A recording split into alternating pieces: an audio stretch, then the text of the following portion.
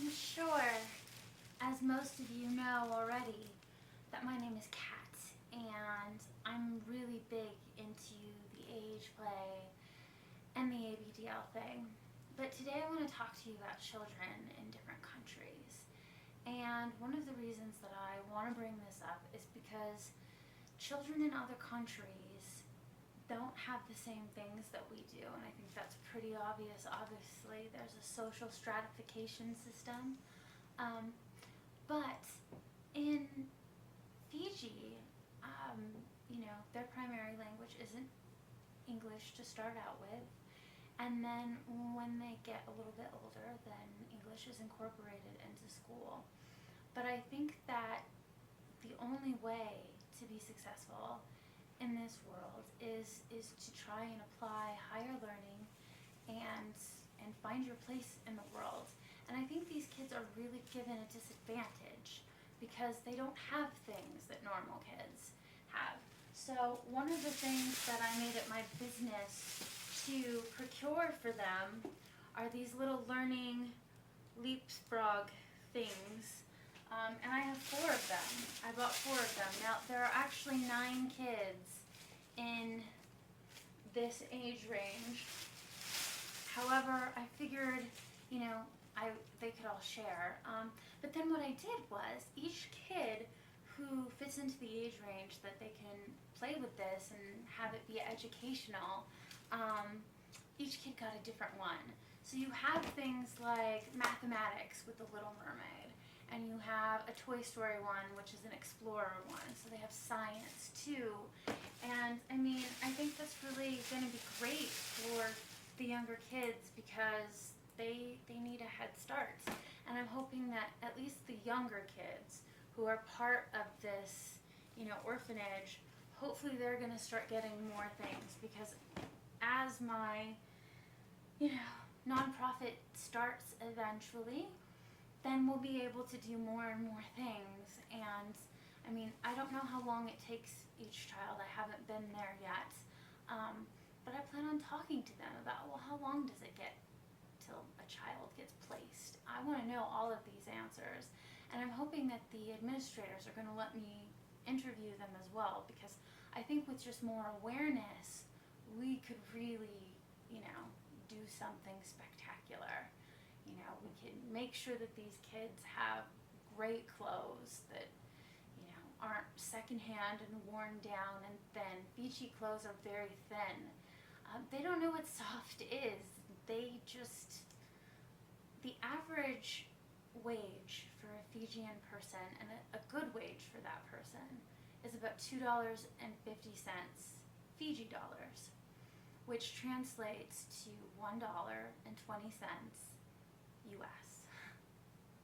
When we think about it in those terms, it can be a little bit overwhelming. Really, really it can.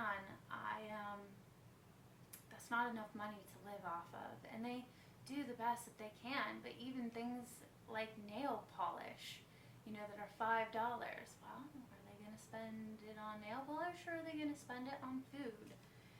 It just becomes another question on how to help them and how to best be in need. I am super passionate about these projects. I wish that I'd come in here with 9, but unless people donate in the next couple of weeks, it's just not going to happen. It's just not going to happen. I would adore it, but I don't think that it's gonna work. So I'm really excited about all of the progress that we've done this year. Everybody's been amazing and wonderful, and I can't tell you how much I've appreciated the fact that people have been willing to help me with this dream. But it's hard because I can't help but feel like I'm short sometimes, and I want to get everything that we can get for them, and let them have toothbrushes and clothes and a couple of games that are just their own, and Legos or whatever. And these kids are great kids. They're fabulous. In Fiji, the culture is what's mine is yours. I first discovered this when I went the first time around, and we were on a boating expedition, and I was not there for charity or anything. I was vacationing. And the people who were working went and got a bag of chips and a soda pop. And here are all of these people like myself who've spent thousands of dollars to get to Fiji. We're on vacation. We have more than enough money. It's not to say that we all have a lot of money, but we have enough to live off of. And I was so shocked and touched because the guys on the boat started passing their bag of chips down and their soda down so that everyone could have it. And it's like a family community. I went to the movies with some friends there, and I wanted them to all have popcorn and sodas because they wouldn't have that normally. And for me, the satisfaction came not from, just me getting what I wanted, but hey, we all had an ice cream sandwich. We all shared popcorn. Each of us, each two pairs got, our own sodas. And I loved being able to do that because these people are amazing. They just invite you into their homes. I've been in villages. I've been into the actual homes. When we're talking about poverty, we're talking about people who don't even have electricity half the time. Or the bathroom, yes, there's a bathroom, but you've got to go outside and around the corner and walk half a block to your building's bathroom. That's really crazy. And I was always so touched because this family let me stay with them, and they gave me one of the only beds that they had in the house, and they slept on the floor. I have been so welcomed into this community, and this community is so much more like my mindset as a person that I really want to do something for them. And I'm not sure what it is. I'm not sure if it's going to stop here with kids. I know that I'm going to get this nonprofit organization, but I have to do something. It just touched me.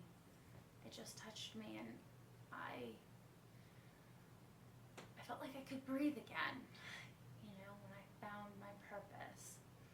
So that's what's on my mind these days. I don't know what's on your mind, but that's definitely mine.